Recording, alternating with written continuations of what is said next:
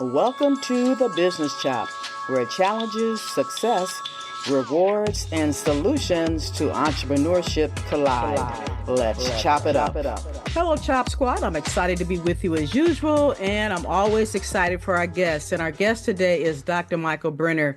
And he's the founder and CEO of Right Chord Leadership, which seamlessly blends his extensive experience as an international leadership consultant and professional musician to inspire and educate leaders and teams. With over 2 decades in leadership consulting and over 35 years in music, Michael's unique approach, grounded in the belief that when people work in harmony, great things happen. Now, we're going to learn a little bit more about Dr. Brenner on the other side of this message.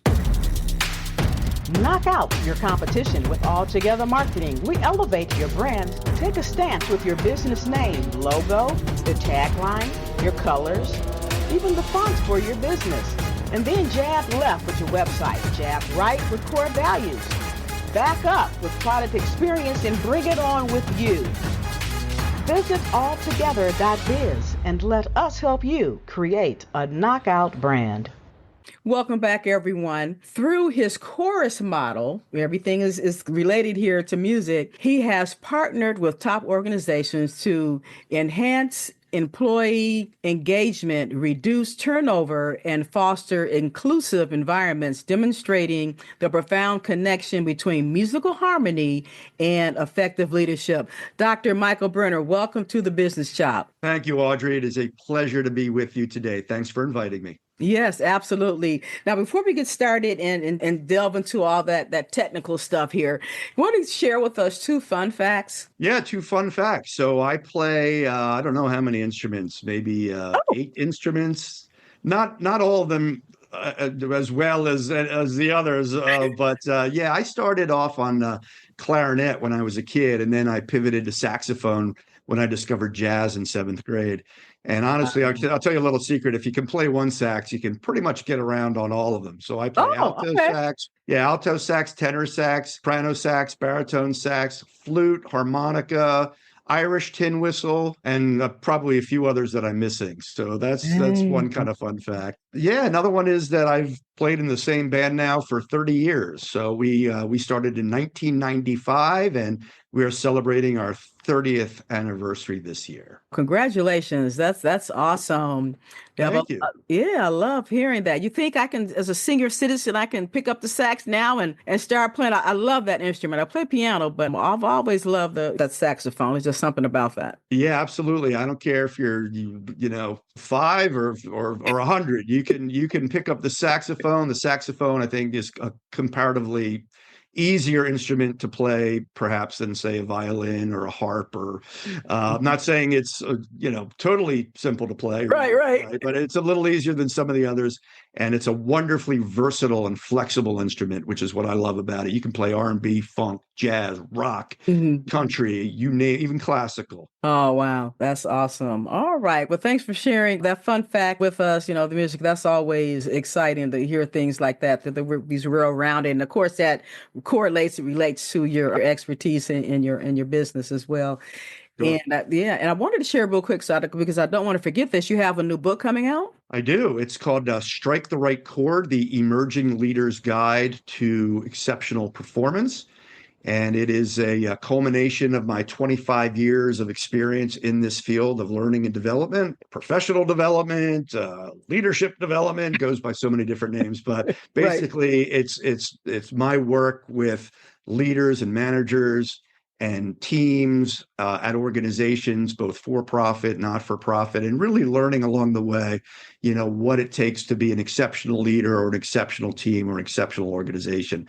And I've tried to capture that in the model that you mentioned in the introduction, called the CHORDS model, which is something I developed a few years ago, and we can get a little bit into that. But yeah, very excited. It's been many, many years in the making, and it's finally, it's actually got a copy of it right here. So all right. Yeah, that's very awesome. excited about it. Yes, definitely have to get a big old congratulations here.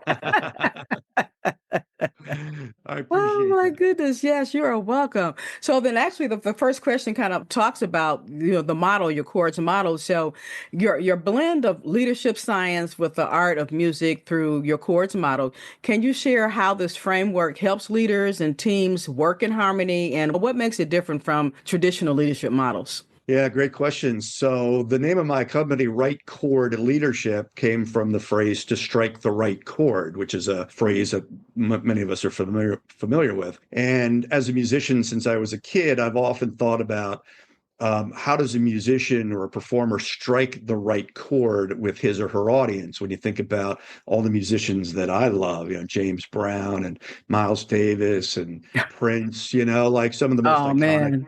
iconic musicians in history. So how do they strike the right chord with an audience? Well, they perform in a way that moves an audience, that inspires an audience, that touches an audience, right? These are the musicians that sort of transcend time, and have become, some of the most iconic figures in music. And then I thought about, well, what does it mean then to strike the right chord in an organizational context? How would a leader strike the right chord? Well, he or she would kind of do the same thing as the musician. They would inspire their people. They would move their people in profound ways. They would motivate their people to give their best every day. They would create the kind of workplace where people feel heard and valued and respected and appreciated. So I thought, gee, well, there's something there to this strike the right chord thing. So that's how the name came about, Right Chord Leadership. And then I came up with the chords model, which consists of 6 notes, if you will, each corresponding to a letter in the word chords. And the premise, Audrey, is that when leaders and teams play the 6 notes of the chords model, they're going to experience a great deal of success. So the C is for communication, the H is for harmony, the O is for ownership or for accountability, not necessarily owning the company, but Right. exhibiting a sense of accountability for one's actions. The R is for respect, the D for direction, and the S for support. And so it ties into obviously the musical metaphors that make up the heart of the brand, but it's also a roadmap for leaders and managers and teams, and they can ask themselves, are we playing the right notes? Are we playing the right chords to get us a high level of performance and to make sure that we are serving our clients to the best of our abilities? So it's a nice borrowing, I suppose, from the world of music that also can be applied to the world of teams and organizations. And it's online with my brand, obviously. With over 35 years in music and more than 2 decades in your leadership development, how has your experience as a professional saxophonist, getting back to that, shaped your approach to communication and collaboration in the workplace? My experience as a musician has informed my entire practice or a lot of my practice in terms of how do you get along with people who may be a little different than you, have different Uh-huh. personalities and temperaments and agendas Ugh. and preferences, right? And I always say, like, being in a band is a trial by fire, because you have a product, right? You have a product that you have to generate at the end of the day, which is a musical performance that touches people and moves people. And yet sometimes you're not on the same page, so to speak, with your fellow musicians. So you have to come up with ways to deal with people who have different thinking than you or feel differently about things than you. And it's immediately applicable to the workplace. We have to often work with people who are very different from us, who have different agendas or personalities or temperaments or what have you. I write in the book about how we can use our differences not as wedges that drive us apart, but as connectors that pull us closer together. Of course, that takes a fair amount of emotional intelligence. It takes a fair amount of social awareness and empathy to be able to work collaboratively and cooperatively with people who are different from us, but it certainly can be done. Of course, the best teams and bands and orchestras in history have been reflections of people who may be very different, but are coming together around a common mission, a common cause, which is to, play great music and have the audience enjoy themselves. So I pull a lot from the world of music and my experience working with many different bands and many different personalities and apply that to the world of organizations, especially my experience in jazz bands, because jazz being such a unique art form, largely improvisational art form, it totally changes what it means to kind of be a leader or what it means to communicate in a jazz band. It's a different animal than, say, an orchestra. And so there are a lot of profound lessons that we can take from the world of jazz specifically and music more generally. Get your brim on. Since 1972, American Hat Makers has been dedicated to the art of fine hat making. Their diverse selection caters to outdoor adventurers, style-conscious individuals, and hat enthusiasts just like me. With a focus on meticulous detail and quality materials, I love wearing their hats. Embrace your own spirit of adventure and individuality. Visit bit.ly/hats now, bit.ly/hats now, or use our affiliate link in the show notes to view their vast selection of men's and women's styles. We have worked with top organizations to boost their employee engagement and create inclusive environments.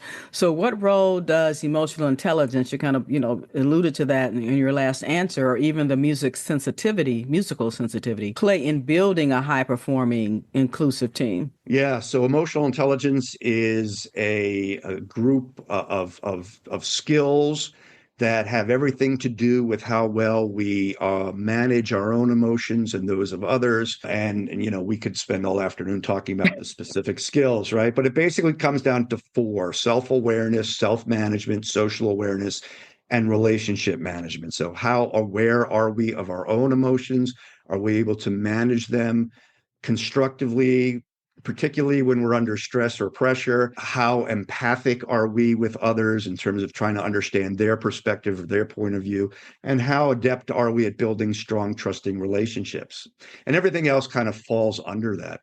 So I think emotional intelligence is at the heart of any high-performing team or organization. The manner in which, and to your point, Audrey, I often refer to the skills or competencies that make up emotional intelligence as the chords we play.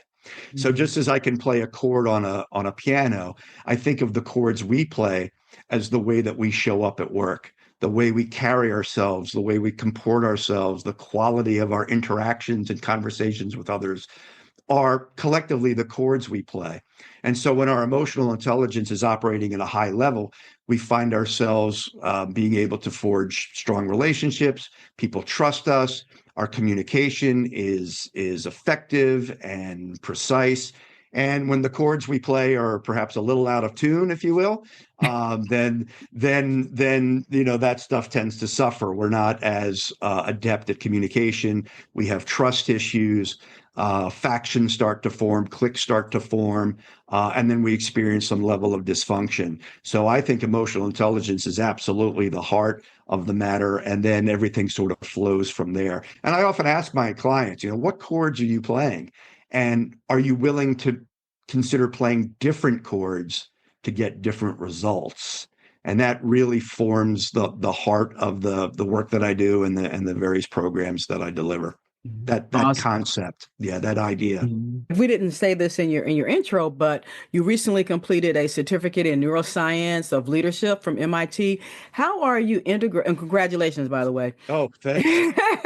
Yeah, how are you integrating brain science with your leadership strategies? And what's one surprising insight that you've learned that leaders should know? Yeah, so that was an interesting course, and that was all about brain chemistry and how our brains function under stress, and it was a great class. I'm doesn't make me a neuroscientist, or a brain surgeon for sure, but it did give me some insight into the inner workings of this amazing organ between our ears here. Yeah.